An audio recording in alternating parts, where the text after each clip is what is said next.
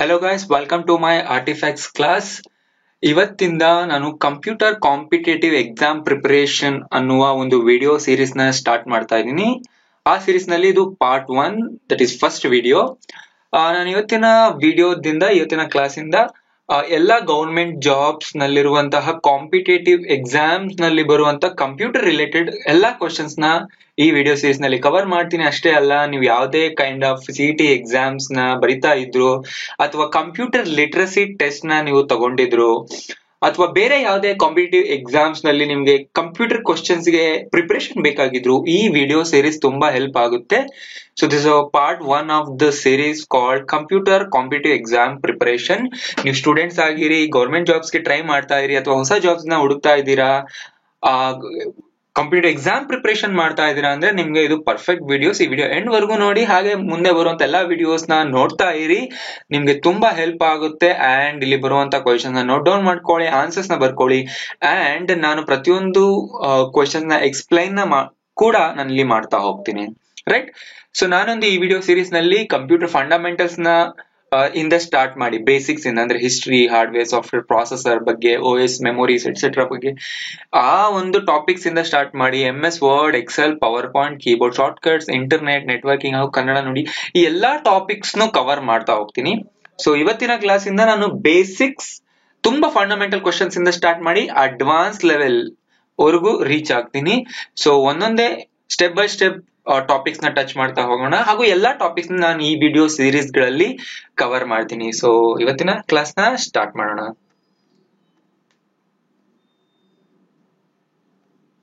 ನೀವು ಮೊಬೈಲ್ ನಲ್ಲಿ video watch ಮಾಡ್ತಾ ಇದ್ರೆ ಚಾನಲ್ಗೆ ಹೋಗಿ ಸಬ್ಸ್ಕ್ರೈಬ್ ಬಟನ್ ನ ಕ್ಲಿಕ್ ಮಾಡಿ ಹಾಗೂ ಬೆಲ್ ಐಕಾನ್ ನ ಪ್ರೆಸ್ ಮಾಡಿ. ಇದರಿಂದ ನಿಮ್ಗೆ ಇದೇ ರೀತಿಯಾದಂತಹ ಮುಂದಿನ ಪಾರ್ಟ್ಸ್ ಗಳ ವಿಡಿಯೋಗಳು, ಅವುಗಳ ಅಪ್ಡೇಟ್ಸ್ ಅಂಡ್ ನೋಟಿಫಿಕೇಶನ್ಸ್ ನಿಮ್ಗೆ ಸಿಗ್ತಾ ಇರುತ್ತೆ. ಹಾಗೂ ಡೆಸ್ಕ್ಟಾಪ್ ನಲ್ಲಿ ವಾಚ್ ಮಾಡ್ತಿದ್ರೆ ವಿಡಿಯೋ ಕೆಳಗಿರೋ ಸಬ್ಸ್ಕ್ರೈಬ್ ಬಟನ್ ನ ಕ್ಲಿಕ್ ಮಾಡಿ, ಮುಂದಿನ ವಿಡಿಯೋಗಳನ್ನ ಮಿಸ್ ಮಾಡ್ಕೋಬೇಡಿ. ಸೊ ಇವತ್ತಿನ ಕ್ಲಾಸ್ ನ ಸ್ಟಾರ್ಟ್ ಮಾಡೋಣ. ಸೊ ಫಸ್ಟ್ ಕ್ವಶನ್ ಇಲ್ಲಿಂದಾನೆ ಸ್ಟಾರ್ಟ್ ಮಾಡೋಣ. ಸೊ ನಾನು ಆಗ್ಲೇ ಹೇಳಿದಾಗೆ ಬೇಸಿಕ್ಸ್ ಫಂಡಮೆಂಟಲ್ ಕ್ವಶನ್ಸ್ ಇಂದ ಸ್ಟಾರ್ಟ್ ಮಾಡಿ ಇಂಟರ್ಮೀಡಿಯೇಟ್ ಹಾಗೂ ಅಡ್ವಾನ್ಸ್ ಲೆವೆಲ್ಗೆ ರೀಚ್ ಆಗೋಣ. ಸೊ ಮೊದಲ ಕ್ವಶನ್, ವೆರಿ ಫಂಡಮೆಂಟಲ್ ಕ್ವಶನ್, ನೀವೆಲ್ಲರೂ ತಿಳ್ಕೊಬೇಕಾಗಿದ್ದು, the computer is what kind of machine? Computer ಯಾವ ಒಂದು ರೀತಿಯಾದಂತಹ ಮಷೀನ್, ರೈಟ್? ಸೊ 4 ಆಪ್ಷನ್ಸ್ ಇದೆ: electrical, electronic, mechanical, instrumental. So ಇಷ್ಟರಲ್ಲಿ ಯಾವುದು ರೈಟ್ ಆನ್ಸರ್? ಕಂಪ್ಯೂಟರ್ ಯಾವ ರೀತಿಯಾದಂತಹ machine? Electrical, electronic, mechanical, instrumental? Right answer is electrical. Because electronic circuit ಗಳಿಂದ ಈ ಒಂದು ಮಷೀನ್ ಮಾಡಲ್ಪಟ್ಟಿರುತ್ತೆ, ಹಾಗೂ ಇದರಲ್ಲಿ ಇರುವಂತಹ ಡಿಜಿಟಲ್ ಇನ್ಫಾರ್ಮೇಶನ್ ಪ್ರಾಸೆಸ್ ಮಾಡೋದಿಕ್ಕೆ ಕೇವಲ ಎಲೆಕ್ಟ್ರಾನಿಕ್ ಸರ್ಕ್ಯೂಟ್ ಗಳಿಂದ ಮಾತ್ರ ಸಾಧ್ಯ. ಆದ್ರಿಂದ computer electronic machine. So next question ಹೋಗೋಣ. The term computer is derived from? Computer ಅನ್ನುವ ಪದ ಯಾವುದರಿಂದ, ಯಾವ ಭಾಷೆಯಿಂದ ಡಿರೈವ್ ಆಗಿದೆ, ಬಂದಿದೆ? Arabic, German, Latin and French. I think ತುಂಬಾ ಜನಕ್ಕೆ ಇದು ಗೊತ್ತೇ ಇರುತ್ತೆ, ಲ್ಯಾಟಿನ್ ಲ್ಯಾಂಗ್ವೇಜ್ ಇಂದ. So the right answer is Latin language.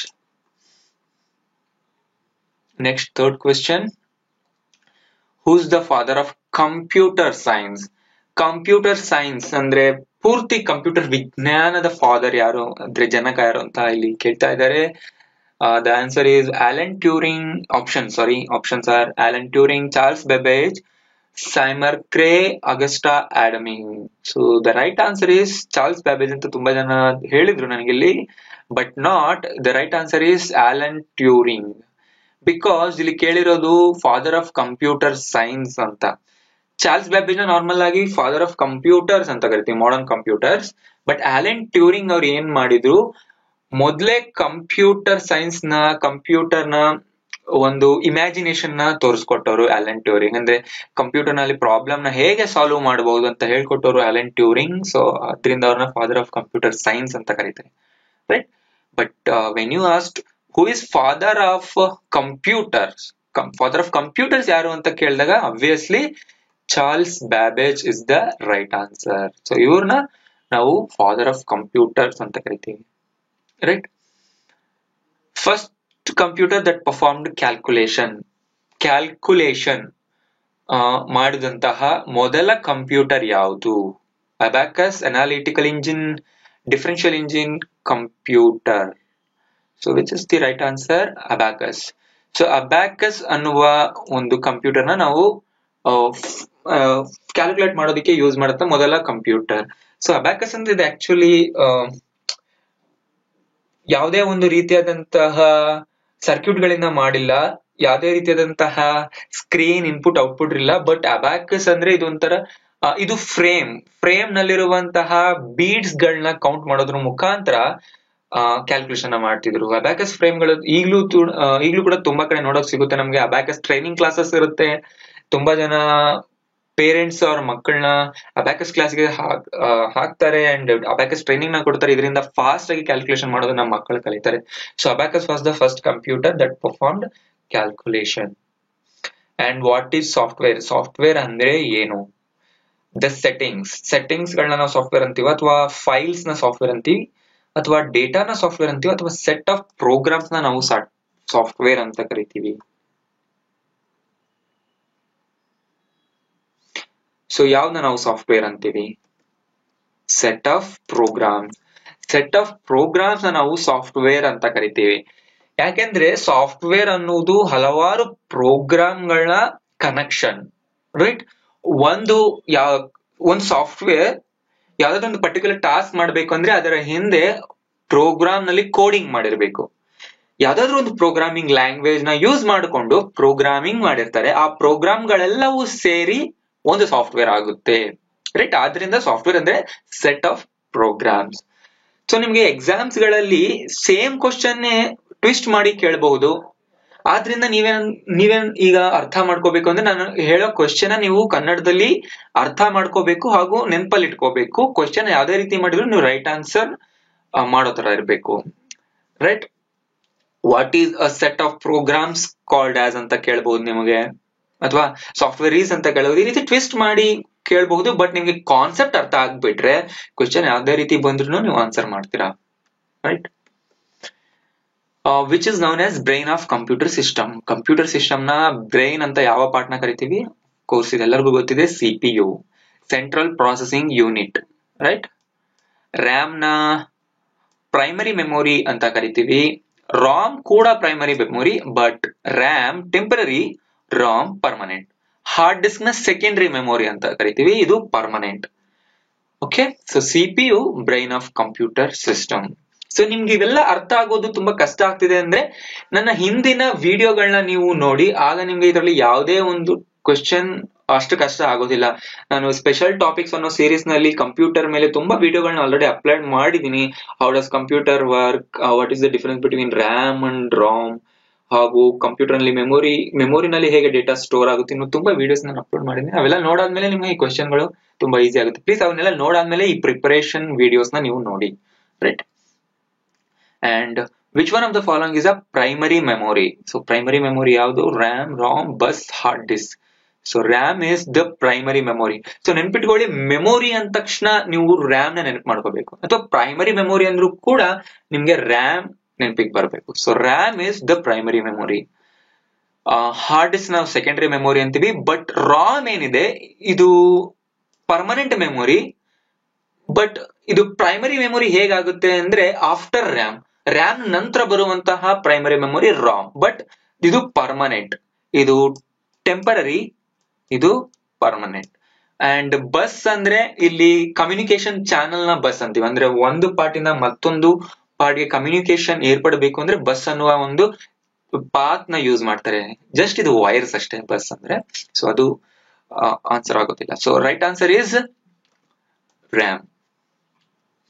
Which one of the following is a secondary storage device? So secondary storage ಅಂತ ಬಂದ ತಕ್ಷಣ ಹೇಳಿದ ತಕ್ಷಣ ನಿಮ್ ನೆನಪಿಗೆ ಬರ್ಬೇಕಾಗಿರೋದು hard disk. So the right answer is hard disk. Okay, so ಇದು secondary storage device. Primary storage ಅಂದ್ರೆ RAM ಅಂತ ನೀವು ಹೇಳ್ಬೋದು. ಅಂಡ್ ಈ ಒಂದು ಕ್ವಶನ್ ಅಲ್ಲಿ ಮತ್ತೊಂದು ನೀವು ನೆನ್ಪಿಟ್ಕೋಬೇಕು, ಸ್ಟೋರೇಜ್ ಡಿವೈಸ್ ಅಂತ ಕೇಳಿದಾಗ್ಲೂ ಕೂಡ ನೀವು ಹಾರ್ಡ್ ಡಿಸ್ಕ್ ಅಂತಾನೆ ಆನ್ಸರ್ ಮಾಡಬೇಕು. ಸ್ಟೋರೇಜ್ ಡಿವೈಸ್ ಅಂದ್ರೆ ಪರ್ಮನೆಂಟ್ ಸ್ಟೋರೇಜ್ ನ ರೆಫರ್ ಮಾಡುವಂತ ವರ್ಡ್. ಸ್ಟೋರೇಜ್ ಅಂದ ತಕ್ಷಣ ಹಾರ್ಡ್ ಡಿಸ್ಕ್ ನೀವು ಚೂಸ್ ಮಾಡಬೇಕು. ಅಂಡ್ ನೆನ್ಪಿಟ್ಕೊಳ್ಳಿ, ಬರೀ ಸ್ಟೋರೇಜ್ ಅಂತ ಮಾತ್ರ ಅಲ್ಲ, ಸೆಕೆಂಡರಿ ಸ್ಟೋರೇಜ್ ಅಂತ ಬರಬೇಕು. ಸೆಕೆಂಡರಿ ಸ್ಟೋರೇಜ್ ಅಂದ್ರೆ ಹಾರ್ಡ್ ಡಿಸ್ಕ್ ಯಾವಾಗ್ಲೂ. ಸ್ಟೋರೇಜ್ ಅಂದ್ರೆ ಇದೊಂದು ರೀತಿಯಿಂದ ಪರ್ಮನೆಂಟ್ ಸ್ಟೋರೇಜ್ ನ ರೆಫರ್ ಮಾಡುವಂತ ವರ್ಡ್. ನಾರ್ಮಲ್ ಆಗಿ ಬರೀ ಸ್ಟೋರೇಜ್ ಅಂತ ಎಲ್ಲೂ ಕೇಳಲ್ಲ, ಸೆಕೆಂಡರಿ ಸ್ಟೋರೇಜ್ ಅಂತಾನೆ ಸ್ಪೆಸಿಫಿಕ್ ಆಗಿ ಕೇಳ್ತಾರೆ, ಅವಾಗ ನೀವು ಹಾರ್ಡ್ ಡಿಸ್ಕ್ ಅಂತ ಆನ್ಸರ್ ಮಾಡಬೇಕು. Following is the most powerful type of computer. ಅತ್ಯಂತ ಪ್ರಬಲವಾದಂತಹ ಶಕ್ತಿಶಾಲಿ ಕಂಪ್ಯೂಟರ್ ಯಾವುದು? Mini computer, nano, super or micro computer ಯಾವುದು? ಸೊ ಮಿನಿ ಕಂಪ್ಯೂಟರ್ಗಳು ಅಂದ್ರೆ ಅತ್ಯಂತ ಲೋ ಲೆವೆಲ್ ಕಂಪ್ಯೂಟರ್ಗಳು, ಅಷ್ಟು ಕೆಪಾಸಿಟಿ ಇಲ್ಲದೆ ಕಂಪ್ಯೂಟರ್ಗಳು. ನ್ಯಾನೋ ಕಂಪ್ಯೂಟರ್ಗಳು ಅಂದ್ರೆ ತುಂಬಾ ಚಿಕ್ಕ ಪುಟ್ಟ ಕೆಲಸಗಳನ್ನ ಮಾಡುವಂತ ಕಂಪ್ಯೂಟರ್ಗಳ, ಬಟ್ ಇವು ತುಂಬಾ ಸೈಂಟಿಫಿಕಲಿ ಯೂಸ್ ಮಾಡುವಂತ ಕಂಪ್ಯೂಟರ್ಗಳು. ಮೈಕ್ರೋ ಕಂಪ್ಯೂಟರ್ಗಳು ಅಂದ್ರೆ ನಾವು ದಿನನಿತ್ಯ ನಾವೇನ್ ಯೂಸ್ ಮಾಡ್ತೀವಿ ಮನೆಗಳಲ್ಲಿ, ಅವು micro computers. But super computer ಅಂದ್ರೆ ಇವು most powerful type of computer. ಅತ್ಯಂತ ಶಕ್ತಿಶಾಲಿ ಕಂಪ್ಯೂಟರ್ಗಳು ಸೂಪರ್ ಕಂಪ್ಯೂಟರ್ಗಳು. ಇವು ತುಂಬಾ ತುಂಬಾ ಎಲ್ಲರೂ ಯೂಸ್ ಮಾಡೋಕ್ ಆಗೋದಿಲ್ಲ, ಯಾಕೆಂದ್ರೆ ಸೂಪರ್ ಕಂಪ್ಯೂಟರ್ ನಲ್ಲಿ ಮೆಮೊರಿ ಆಗ್ಲಿ, ಅದರ ಪ್ರೊಸೆಸಿಂಗ್ ಸ್ಪೀಡ್ ಆಗ್ಲಿ, ಹಾಗೂ ಸ್ಟೋರೇಜ್ ಕೆಪಾಸಿಟಿ, ಹಾಗೂ ಅದು ಮಾಡುವಂತ ಕೆಲಸ ಎಲ್ಲವೂ ತುಂಬಾ ಫಾಸ್ಟ್ ಆಗಿರುತ್ತೆ, ತುಂಬಾ ಹೈ ಎಂಡ್ ಅಲ್ಲಿ ಇರುತ್ತೆ. ಇದೆಲ್ಲರೂ ಯೂಸ್ ಮಾಡಕ್ ಆಗೋದಿಲ್ಲ, ಅದ್ರ ಕಾಸ್ಟ್ ತುಂಬಾ ಜಾಸ್ತಿ. ನೀವೆಲ್ಲಿ ನೋಡ್ಬೋದು ಅಂದ್ರೆ ಸೈಂಟಿಫಿಕ್ ಲ್ಯಾಬ್ ಗಳಲ್ಲಿ, ಸ್ಪೇಸ್ ರಿಸರ್ಚ್ ಸೆಂಟರ್ ಗಳಲ್ಲಿ, ಹಾಗೂ ಈ ಡೇಟಾ ಸೆಂಟರ್ ಗಳಲ್ಲಿ ಮಾತ್ರ ಈ ಸೂಪರ್ ಕಂಪ್ಯೂಟರ್ ಗಳಿರುತ್ತೆ. First micro processor chip develop by. Micro processor chip ನ ಮೊದಲು ತಯಾರಿಸಿದ್ದು ಯಾರು? ಮೈಕ್ರೋ ಪ್ರೊಸೆಸರ್ ಚಿಪ್ ಅಂದ್ರೆ ಸಿಪಿಯು ಚಿಪ್. ಓಕೆ, ಸಿಪಿಯು ನ ಮೈಕ್ರೋ ಪ್ರೊಸೆಸರ್ ಚಿಪ್ ಅಂತಾರೆ, ಜಸ್ಟ್ ಪ್ರೊಸೆಸರ್ ಅಂತಾರೆ. ಓಕೆ, ಸಿಪಿಯು ಅಂತಾರೆ. ಓಕೆ, ಸೊ ಈ ರೀತಿ ತುಂಬಾ ಹೆಸರುಗಳು ಸಿಪಿಯು ಇದೆ. ಸೊ ಅದನ್ನ ಮೊದಲು ತಯಾರು ಮಾಡಿದ್ದು ಯಾರು? Intel, IBM, Microsoft, apple. The right answer Intel. So Intel company first CPU ನ ಡೆವಲಪ್ ಮಾಡಿದ್ದು. ರೈಟ್, ಮೈಕ್ರೋ ಪ್ರೊಸೆಸರ್ ಚಿಪ್ ಕೂಡ ಅಂದ್ರೆ ಮೈಕ್ರೋ ಪ್ರೊಸೆಸರ್ ಚಿಪ್ ಅಂತಾನು ಹೇಳ್ಬೋದು Intel. Right, which of the following is which of these is removable storage media? So removable storage media ಇವುಗಳಲ್ಲಿ ಯಾವುದು? Removable storage media ಅಂದ್ರೆ store ಮಾಡಕ್ ಯೂಸ್ ಮಾಡುವಂತಹ ಒಂದು ಮೀಡಿಯಂ, ಬಟ್ ಅದು ಕಂಪ್ಯೂಟರ್ ಇಂದ ರಿಮೂವ್ ಕೂಡ ಮಾಡಬಹುದು. ಯಾವಾಗ ಬೇಕು ಆಗ ಕಂಪ್ಯೂಟರ್ಗೆ ಅಟ್ಯಾಚ್ ಮಾಡಿ ನಾವು ಸ್ಟೋರ್ ಮಾಡಬಹುದು ಮತ್ತು ಕಂಪ್ಯೂಟರ್ ನ ರಿಮೂವ್ ಮಾಡಬಹುದು. ಆ ರೀತಿಯಾದಂತಹ ಸ್ಟೋರೇಜ್ ಡಿವೈಸ್ ಯಾವುದು? ರ್ಯಾಮ್ ಇಲ್ಲ, ರ್ಯಾಮ್ ನ ನಾವು ಬೇಕಾದಾಗೆಲ್ಲ ರಿಮೂವ್ ಮಾಡಕ್ ಆಗೋದಿಲ್ಲ. ಯಾಕೆ ಅಂದ್ರೆ ರ್ಯಾಮ್ ಫಿಕ್ಸ್ ಆಗಿರುತ್ತೆ, ಅಫ್ಕೋರ್ಸ್ ನಾವು ತೆಗಿಬಹುದು, ಬಟ್ ಇದು ಸ್ಟೋರೇಜ್ ಯೂಸ್ ಮಾಡೋದಿಲ್ಲ. ಅಂಡ್ ಹಾರ್ಡ್ ಡ್ರೈವ್ ಇದು ನಾಟ್ ರಿಮೂವಬಲ್, ಇದು ರಿಮೂವ್ ಮಾಡಕ್ ಆಗಲ್ಲ, ಫಿಕ್ಸ್ ಆಗಿರುತ್ತೆ. ರಾಮ್ ಕೂಡ ಅಲ್ಲ. Right answer is pen drive. So ಗೊತ್ತಿದಲ್ಲ ನೀವು, ಪೆನ್ ಡ್ರೈವ್ ಅಥವಾ ಸಿಡಿ ಡ್ರೈವ್ ಇದ್ರೆ ಸಿಡಿ ಡ್ರೈವ್ ಕೂಡ ರೈಟ್ ಆನ್ಸರ್ ಆಗ್ತಿತ್ತು, ಫ್ಲಾಪಿ ಡಿಸ್ಕ್ ಕೂಡ ರೈಟ್ ಆನ್ಸರ್ ಆಗ್ತಿತ್ತು. ಇವೆಲ್ಲ ಏನು ರಿಮೂವಬಲ್ ಸ್ಟೋರೇಜ್ ಮೀಡಿಯಾ ಅಂದ್ರೆ ಸ್ಟೋರೇಜ್ ಗೆ ಗೋಸ್ಕರ ಯೂಸ್ ಮಾಡೋದು, ಬಟ್ ರಿಮೂವ್ ಮಾಡಬಹುದು. Cache memory is. Cache memory ಅಂದ್ರೆ ಯಾವುದು? ಅಂದ್ರೆ ಕ್ಯಾಶ್ ಮೆಮೊರಿ ಅಂದ್ರೆ ಏನು ಅಂತ ಕೇಳ್ತಾ ಇದ್ದಾರೆ ಇಲ್ಲಿ. ಸೊ ಕ್ವಶನ್ ನಿಮ್ಗೆ ಟ್ವಿಸ್ಟ್ ಮಾಡಿ ಕೇಳಬಹುದು, ಕಾನ್ಸೆಪ್ಟ್ ನೆನ್ಪಿಟ್ಕೊಳ್ಳಿ. ಕ್ಯಾಶ್ ಮೆಮೊರಿ ಅಂದ್ರೆ ಏನು ಅಂತ ಕೇಳಿದಾಗ ಹೈ ಸ್ಪೀಡ್ ಮೆಮೊರಿನ ಅಥವಾ ಲೋ ಸ್ಪೀಡ್ ಮೆಮೊರಿ ಅಥವಾ ಲಾರ್ಜ್ ಮೆಮೊರಿ ಅಥವಾ ಸ್ಮಾಲ್ ಮೆಮೊರಿ, ಯಾವ್ದು ಇದರಲ್ಲಿ right answer? The right answer is high speed memory. So cache memory computer ನಲ್ಲಿರೋ ಎಲ್ಲಾ ಮೆಮೊರಿಗಳಿಗಿಂತ ಹೈ ಸ್ಪೀಡ್ ಆಗಿರುವಂತ ಮೆಮೊರಿ. ಅಂದ್ರೆ ಅರ್ಥ, ಇದರಲ್ಲಿ ಸ್ಟೋರ್ ಆದ ಇನ್ಫಾರ್ಮೇಶನ್ ಸಿಪಿಯು ತುಂಬಾ ಫಾಸ್ಟ್ ಆಗಿ ಆಕ್ಸೆಸ್ ಮಾಡುತ್ತೆ. ರೈಟ್, ನಮ್ಗೆ ರ್ಯಾಮ್ ಗೊತ್ತಿದೆ, ರಾಮ್ ಗೊತ್ತಿದೆ, ಹಾರ್ಡ್ ಡಿಸ್ಕ್ ಗೊತ್ತಿದೆ, ಸಿಡಿ, ಪೆನ್ ಡ್ರೈವ್ ಎಲ್ಲ ಗೊತ್ತಿದೆ. ಇವೆಲ್ಲವೂ ಕೂಡ ಮೆಮೊರಿಗಳೇ. ಬಟ್ ಇವೆಲ್ಲದಕ್ಕೂ ಕಂಪೇರ್ ಮಾಡಿದ್ರೆ ಕ್ಯಾಶ್ ಮೆಮೊರಿಲಿ ಇರುವಂತಹ ಡೇಟಾನ ಸಿಪಿಯು ಅತ್ಯಂತ ವೇಗವಾಗಿ ಆಕ್ಸೆಸ್ ಮಾಡುತ್ತೆ. ಬಟ್ ರಾಮ್ ಗೆ ಕಂಪೇರ್ ಮಾಡಿದ್ರೆ ಕ್ಯಾಶ್ ಮೆಮೊರಿ, ರಾಮ್ ಸ್ವಲ್ಪ slow comparatively cash. Hard disk compare ಮಾಡಿದ್ರೆ ಹಾರ್ಡ್ ಡಿಸ್ಕ್ ಎಲ್ಲದಕ್ಕಿಂತ ಸ್ಲೋ, ಅಂದ್ರೆ ಡೇಟಾನ ಆಕ್ಸೆಸ್ ಮಾಡೋದ್ರಲ್ಲಿ. ಯಾಕೆಂದ್ರೆ ಹಾರ್ಡ್ ಡಿಸ್ಕ್ ಮ್ಯಾಗ್ನೆಟಿಕ್ ಮೆಟೀರಿಯಲ್ ಇಂದ ಮಾಡಿರ್ತಾರೆ, ಅದರಲ್ಲಿ ರೀಡ್ ರೈಟ್ ಮಾಡ್ಬೇಕು ಅಂದ್ರೆ ಸಿಪಿಯುಗೆ ತುಂಬಾ ಟೈಮ್ ಬೇಕು. ಅದಕ್ಕೆ ಕಂಪೇರ್ ಮಾಡಿದ್ರೆ ರ್ಯಾಮ್ ಫಾಸ್ಟ್ ಆಗಿ ಆಕ್ಸೆಸ್ ಮಾಡಬಹುದು. ಅದಕ್ಕೆ ಕಂಪೇರ್ ಮಾಡಿದ್ರೆ ಕ್ಯಾಶ್ ಮೆಮೊರಿಯಲ್ಲಿ ಇರುವಂತ ಡೇಟಾನ ಸಿಪಿಯು ಅತ್ಯಂತ ಫಾಸ್ಟ್ ಆಗಿ ಆಕ್ಸೆಸ್ ಮಾಡುತ್ತೆ. ಅಂದ್ರೆ ಕ್ಯಾಶ್ ಮೆಮೊರಿಯಲ್ಲಿ ಸ್ಟೋರ್ ಮಾಡುತ್ತೆ, ಕ್ಯಾಶ್ ಮೆಮೊರಿಯಿಂದ ರೀಡ್ ಮಾಡುತ್ತೆ. ಸೊ ಎಲ್ಲಿರುತ್ತೆ ಕ್ಯಾಶ್ ಮೆಮೊರಿ ಅಂದ್ರೆ ರ್ಯಾಮ್ಗೂ ಮತ್ತು ಸಿಪಿಯು ಮಧ್ಯದಲ್ಲಿರುವಂತ ಮೆಮೊರಿನೇ ಕ್ಯಾಶ್ ಮೆಮೊರಿ. ರೈಟ್, ಈಗ ಎವ್ರಿ ಟೈಮ್ ಸಿಪಿಯು ರ್ಯಾಮ್ಗೆ ಹೋಗಿ ಅಲ್ಲಿರುವಂತ ಇನ್ಸ್ಟ್ರಕ್ಷನ್ ಡೇಟಾನ ರೀಡ್ ಮಾಡೋ ಬದಲು ಅಲ್ಲಿರುವಂತಹ ಡೇಟಾನ ಕ್ಯಾಶ್ ಮೆಮೊರಿಲಿ ತಂದು ಹಾಕಿದ್ರೆ ಇನ್ನೂ ಕೆಲಸ ಫಾಸ್ಟ್ ಆಗುತ್ತೆ. ಆದ್ರಿಂದ ಕ್ಯಾಶ್ ಮೆಮೊರಿ ಒಂಥರ ಇಂಟರ್ಮೀಡಿಯೇಟ್ ಮೆಮೊರಿ ಇದ್ದ ಹಾಗೆ.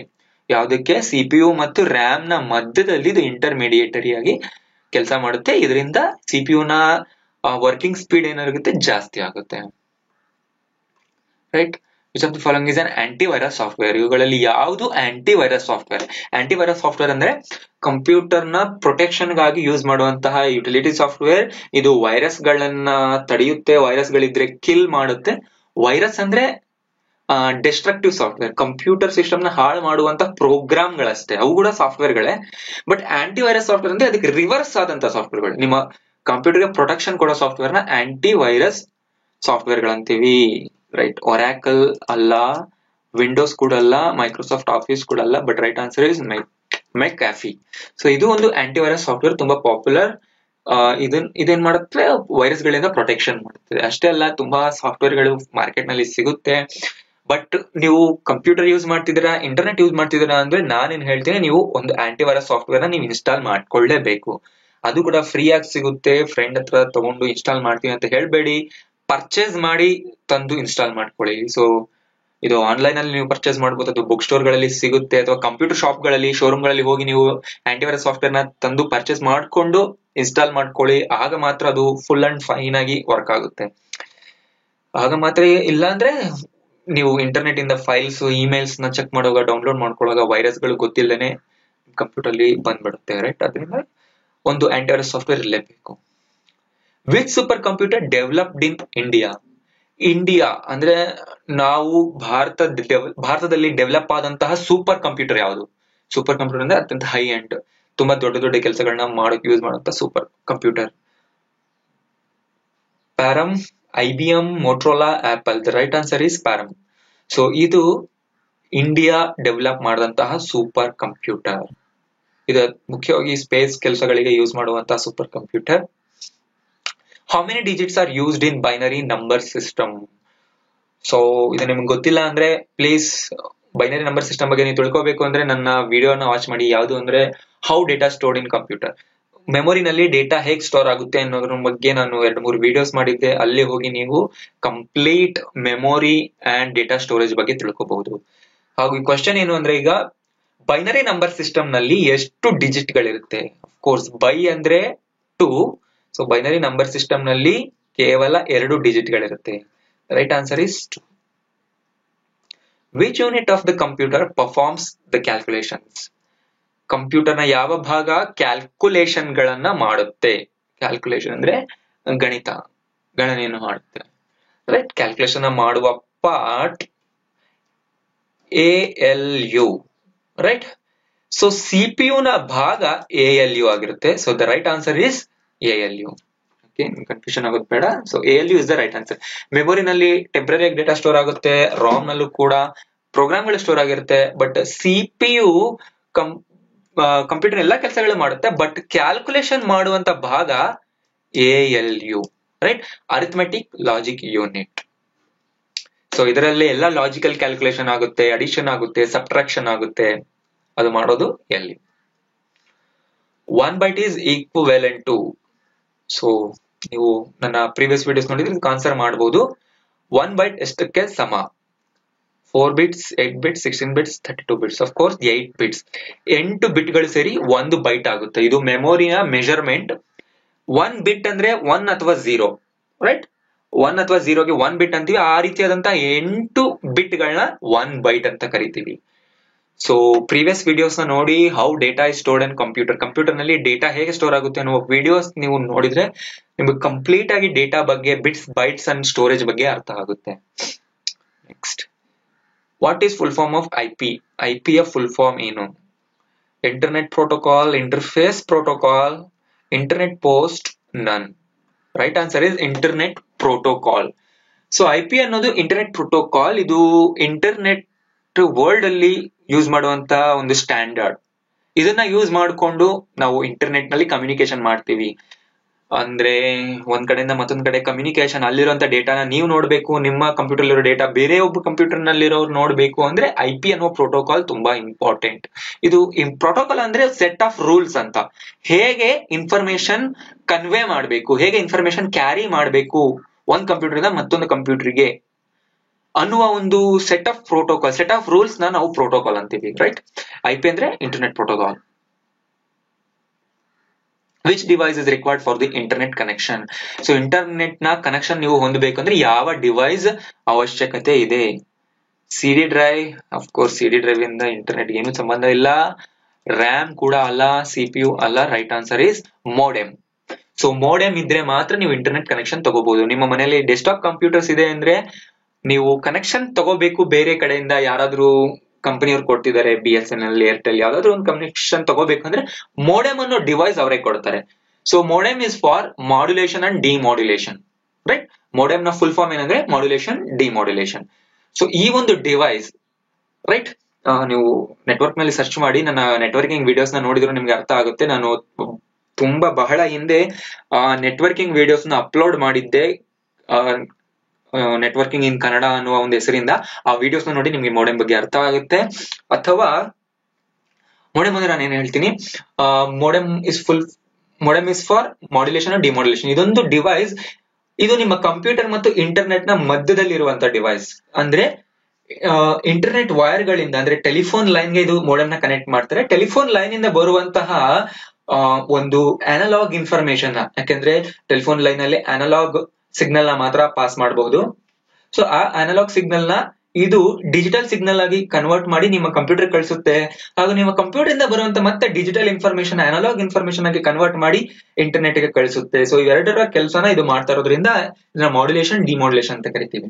ರೈಟ್, ಇದು ಒಂದು ಡಿವೈಸ್, ಇದು ಫಿಸಿಕಲ್ ಆದಂತ ಡಿವೈಸ್, ನಿಮ್ಗೆ ಕಾಣಿಸುತ್ತೆ. ಓಕೆ, ಸೊ ಯಾವುದೇ ಒಂದು ಸಾಫ್ಟ್ವೇರ್ ಅಲ್ಲ ಮೋಡೆಮ್ ಅಂದ್ರೆ, ಇದೊಂದು ಡಿವೈಸ್. ಇವರು ನೀವು ಏರ್ಟೆಲ್ ಅಥವಾ BSNL ಇಂಟರ್ನೆಟ್ ಕನೆಕ್ಷನ್ ತಗೊಂಡಾಗ ಅವ್ರು ನಿಮಗೆ ಕೊಡ್ತಾರೆ.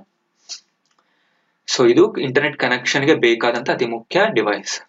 Which of the following can hold more data? ಇದರಲ್ಲಿ ಯಾವುದು ಅತಿ ಹೆಚ್ಚು ಡೇಟಾನ ಸ್ಟೋರ್ ಮಾಡಿಟ್ಕೊಳ್ಳುತ್ತೆ? CD, DVD, RAM, hard disk.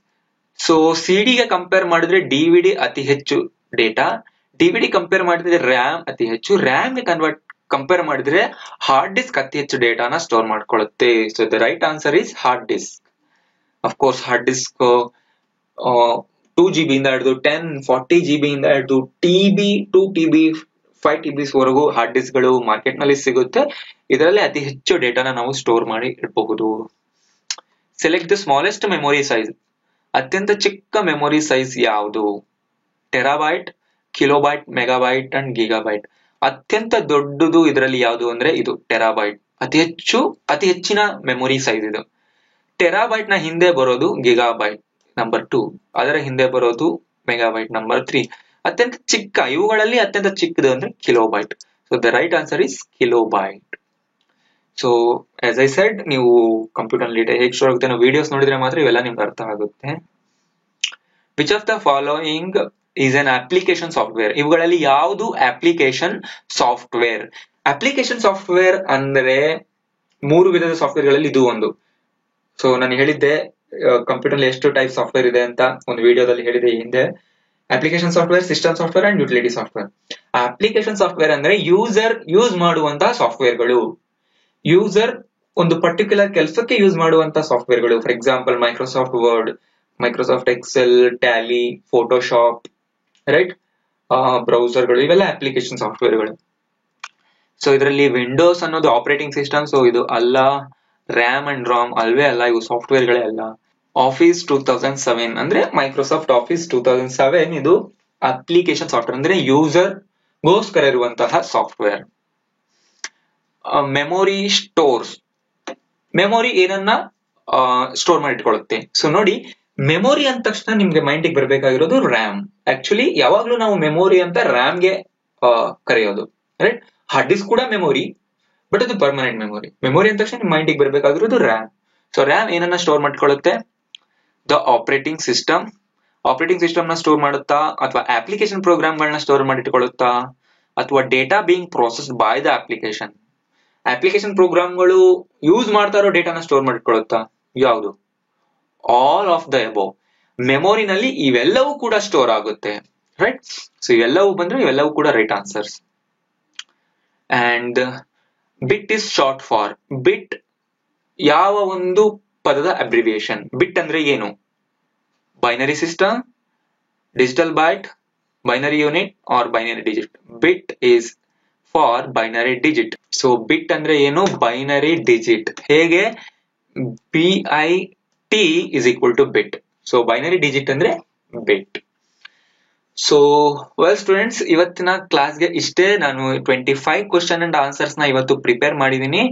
So ಈ ವಿಡಿಯೋ ಇಷ್ಟ ಆಗಿದ್ರೆ ಲೈಕ್ ಬಟನ್ ಪ್ರೆಸ್ ಮಾಡಿ, ಇನ್ನೂ ಸಬ್ಸ್ಕ್ರೈಬ್ ಅಲ್ಲ ಸಬ್ಸ್ಕ್ರೈಬ್ ಮಾಡಿ. ಇದನ್ನ ಬೇರೆ ಜನರಿಗೆ ಕೂಡ ಕಲಿಯೋ ಅವಶ್ಯಕತೆ ಇದೆ. ಆದ್ರಿಂದ ವಾಟ್ಸ್ಆಪ್ ನಲ್ಲಿ, ಫೇಸ್ಬುಕ್ ನಲ್ಲಿ ಹಾಗೂ ಬೇರೆ ಬೇರೆ ಪ್ಲಾಟ್ಫಾರ್ಮ್ ಗಳಲ್ಲಿ ಶೇರ್ ಮಾಡ್ತಾ ಇರಿ. ಎಲ್ಲರೂ ಕಲೀಲಿ, ಎಲ್ಲರಿಗೂ ಈ ನಾಲೆಡ್ಜ್ ಸಿಗ್ಲಿ. ಹಾಗೂ ನೆಕ್ಸ್ಟ್ ಪಾರ್ಟ್ ನಲ್ಲಿ ನಾನು ಮತ್ತಷ್ಟು ಕ್ವಶನ್ ಗಳನ್ನ ತಗೊಂಡ್ ಬರ್ತೇನೆ. Thank you.